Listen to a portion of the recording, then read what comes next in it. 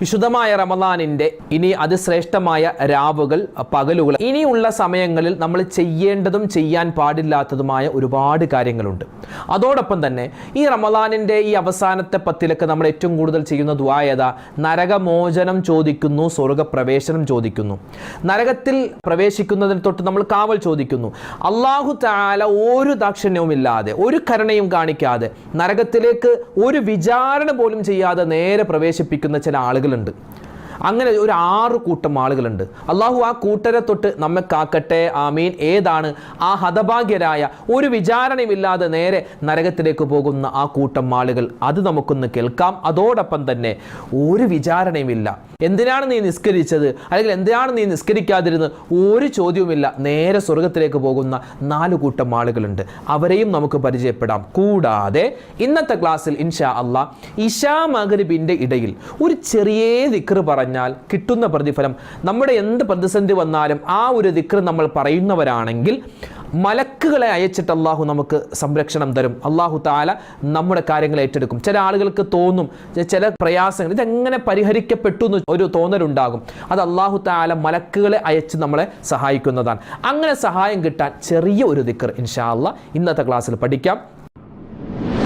അസ്സലാമു അലൈക്കും വറഹ്മത്തുള്ളാഹി വബറകാതുഹു. ബിസ്മില്ലാഹി വൽഹംദുലില്ലാഹി വസ്സലാത്തു വസ്സലാമു അലാ റസൂലില്ലാഹി വഅലാ ആലിഹി വസ്വഹ്ബിഹി അജ്മഈൻ. അമ്മാ ബഅദ്. സ്നേഹ ബഹുമാനം നിറഞ്ഞ സത്യവിശ്വാസികളെ, സഹോദരി സഹോദരന്മാരെ, അല്ലാഹു സുബ്ഹാനഹു വ തആല നമുക്കും നമ്മളോട് ദുആ കൊണ്ട് വസിയ്യത്ത് ചെയ്ത ആരെല്ലാം ഉണ്ടോ അള്ളാഹു എല്ലാവർക്കും ഖൈറുകളും ബറക്കാത്തുകളും നൽകി അനുഗ്രഹിക്കുമാറാവട്ടെ. വിശുദ്ധമായ റമദാനിൻ്റെ മുഴുവൻ പുണ്യങ്ങളും നേടുന്ന സൗഭാഗ്യവാന്മാരിൽ നമ്മളെല്ലാവരെയും അല്ലാഹു തആല ഉൾപ്പെടുത്തട്ടെ. ആമീൻ യാ റബ്ബൽ ആലമീൻ.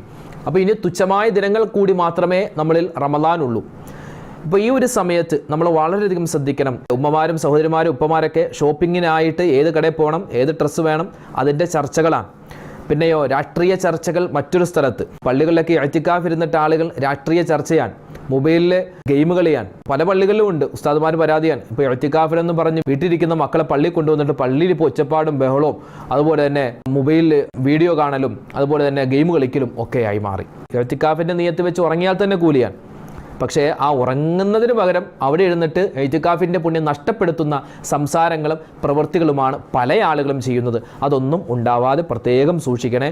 ചില ചെറുപ്പക്കാർ ചോദിക്കുന്നുണ്ട്, ഉസ്താദെ ഇപ്പോൾ പുതിയ എന്തോ സിനിമ ഇറങ്ങി റമദാനിൽ പോകുന്നത് കൊണ്ട് കുഴപ്പമുണ്ടോ എന്ന് ചില ആളുകൾ ചോദിച്ച് തിയേറ്ററിൽ പോയി കാണുന്നുണ്ട്. നമുക്കത് പാടില്ല എന്ന് ഈ ചോദിക്കുന്നവർക്കും അറിയാം, ചോദിക്കപ്പെടുന്നവർക്കും അറിയാം. ഞങ്ങളിപ്പോൾ അങ്ങനെ സിനിമാ കോട്ടയിലൊന്നും പോയി സിനിമ കാണുന്നില്ല, ഞങ്ങളിപ്പോൾ മൊബൈലിൽ കാണുന്നു, മൊബൈലിപ്പോൾ എന്താ കുഴപ്പം എന്ന് ചോദിക്കുന്നവരുണ്ട്.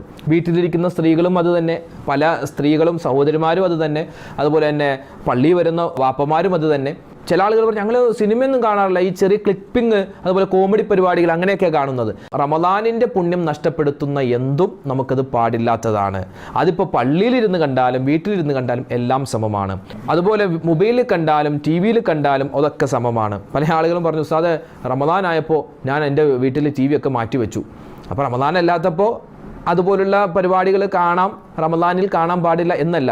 നമുക്കത് എന്തൊക്കെ പറ്റും എന്തൊക്കെ പറ്റില്ല എന്ന് നമുക്ക് എല്ലാവർക്കും അറിയാം, വിശദീകരിക്കേണ്ട കാര്യമില്ലല്ലോ. അപ്പോൾ ഈ റമദാനിൽ പ്രത്യേകിച്ച് അതുപോലുള്ള കാര്യങ്ങളൊക്കെ മാറ്റിവെക്കാൻ പ്രത്യേകം നമ്മൾ ശ്രദ്ധിക്കേണ്ടതുണ്ട്. റമദാനിൻ്റെ പുണ്യം നഷ്ടമാകുന്ന ഒരു പ്രവൃത്തിയും അത് പള്ളിയിലും പാടില്ല, അത് വീട്ടിലാണെങ്കിലും പാടില്ല. അല്ലാഹു സുബ്ഹാനഹു വ തആല ഈ റമദാൻ അതിനെ സൂക്ഷ്മതയോടെ നമുക്ക് ഇനിയുള്ള കുറച്ച് ദിവസങ്ങൾ കൂടിയുള്ളൂ. ഇനി വളരെ ശ്രേഷ്ഠമുള്ള സമയങ്ങളാണ്, രാത്രിയാണ്, പകലാണ് വരുന്നത്. അപ്പോൾ ഈ സമയങ്ങളിൽ ഇതുപോലുള്ള മോശത്തരങ്ങളൊക്കെ മാറ്റിവെച്ചിട്ട് അള്ളാഹുവിലേക്ക് എടുക്കാനും ഒരുപാട് ഇബാദത്ത് ചെയ്യാനും പടച്ചോൻ നമുക്ക് തൗഫീക്ക് തരട്ടെ. ദുആ മാത്രം പോരാ, അതിന് നമ്മൾ സന്നദ്ധരാവുക കൂടി വേണം. പിന്നെ ഈ റമദാൻ മാസത്തിൽ നമ്മൾ ഏറ്റവും കൂടുതൽ ചെയ്യുന്ന ദുആ ഏതാണ്, ദിക്ർ ഏതാണ്? അല്ലാഹുമ്മ അഅ്തിഖ്നി മിനന്നാർ വ അദ്ഖിൽനിൽ ജന്നത യാ റബ്ബൽ ആലമീൻ. അതെല്ലാവരും നമ്മളൊക്കെ പറയുന്നു അല്ലേ?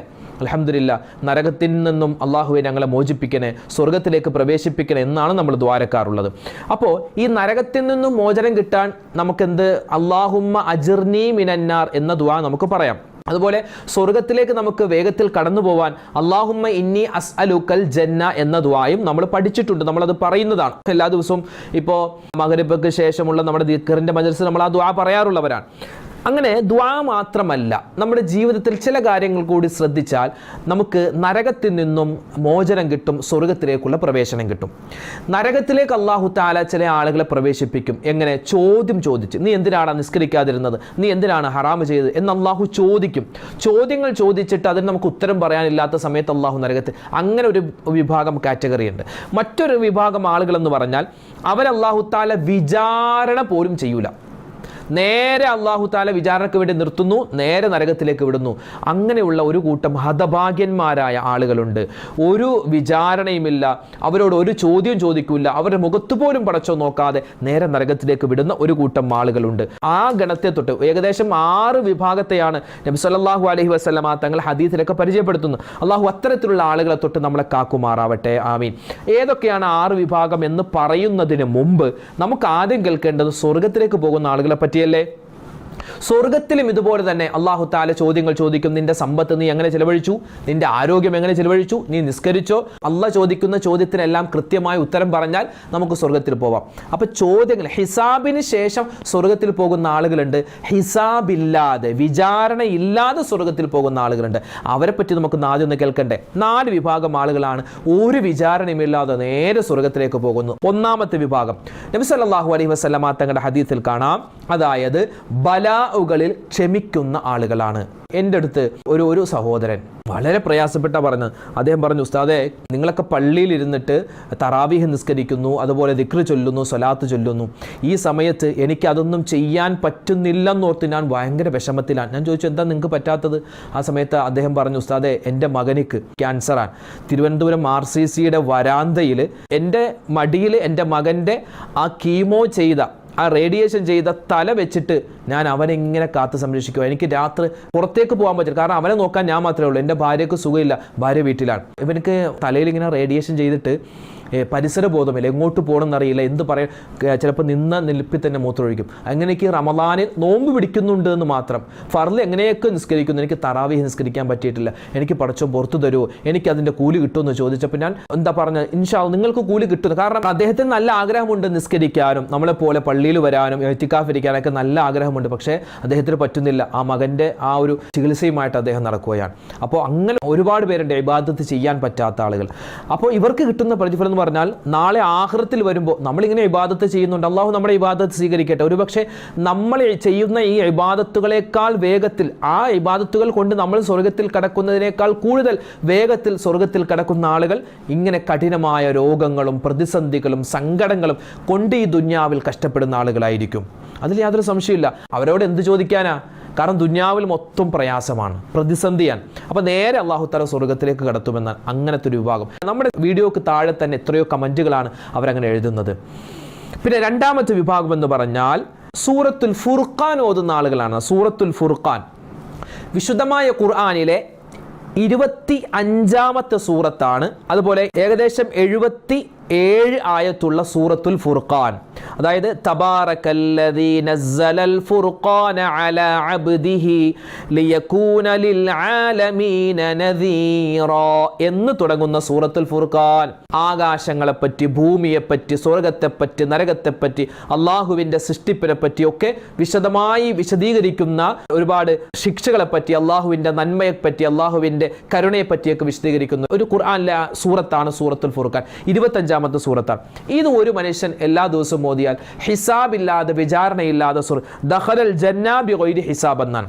ഈ സൂറത്തിന്റെ തഫ്സീർ എടുത്ത് പരിശോധിച്ചാൽ ഈ സൂറത്തിന്റെ നേട്ടങ്ങൾ പറയുന്നുണ്ട്. ഇൻഷാ അല്ലാഹ് നമുക്കത് വിശദമായിട്ട് മറ്റൊരു അവസരത്തിൽ പറയാം. സൂറത്തുൽ ഫുർഖാൻ ഖുർആനിലെ 25ാമത്തെ സൂറത്താണ്. അപ്പോൾ 77 ആയത്തുള്ള സൂറത്താണ്.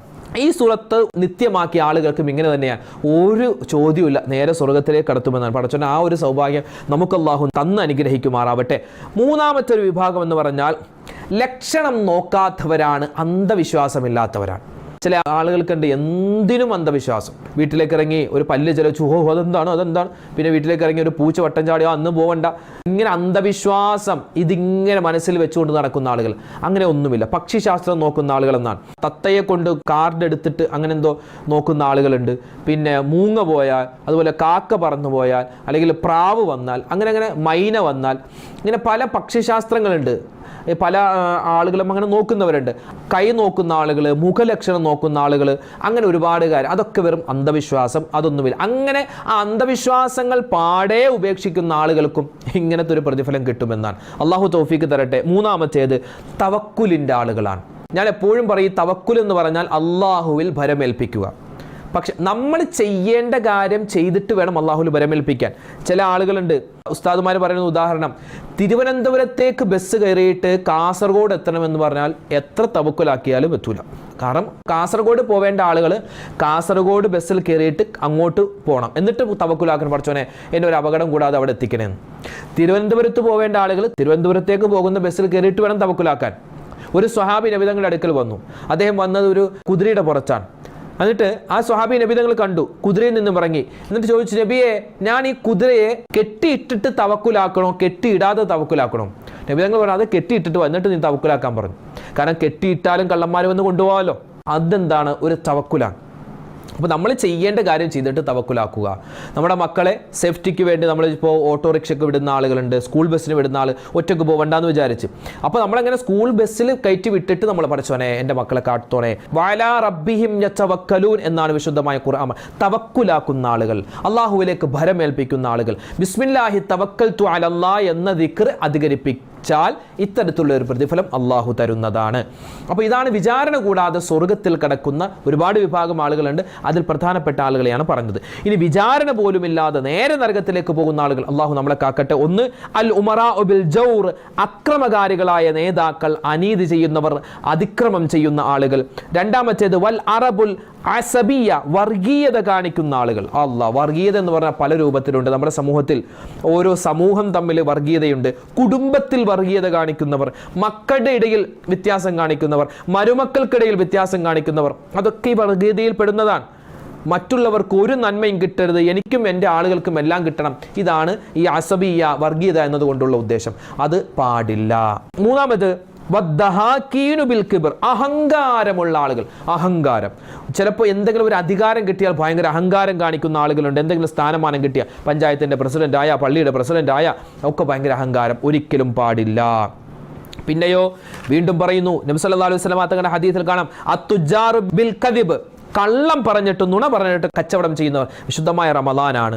നമ്മൾ കച്ചവടം ചെയ്യുന്ന സമയത്ത് വളരെ സൂക്ഷ്മത വേണം. ഓരോ വാക്ക് പറയുമ്പോഴും സൂക്ഷ്മത വേണം. ചിലപ്പോൾ ഡ്രസ്സ് എടുക്കാൻ വരുമ്പോൾ ഇത് നല്ല ഡ്രസ്സാണ്, ഇത് എടുത്തോ എന്നൊക്കെ പറഞ്ഞ് നമ്മൾ ഒരു ആവേശത്തിൽ പറയും. പക്ഷെ അത് ഒരു മോശപ്പെട്ട വസ്ത്രം നമ്മൾ നല്ലത് പറഞ്ഞിട്ട് വെക്കുകയാണെങ്കിൽ അവിടെയും വലിയ ശിക്ഷയാണ്. ഹിസാബില്ലാതെ നരകത്തിലേക്ക് പോവേണ്ടി വരും. അതുപോലെ തന്നെ അത്താജിറു സ്വദൂഖുൽ അമീൻ, അതായത് സത്യസന്ധനായ കച്ചവടക്കാരൻ, അവൻ ആരുടെ കൂടെ?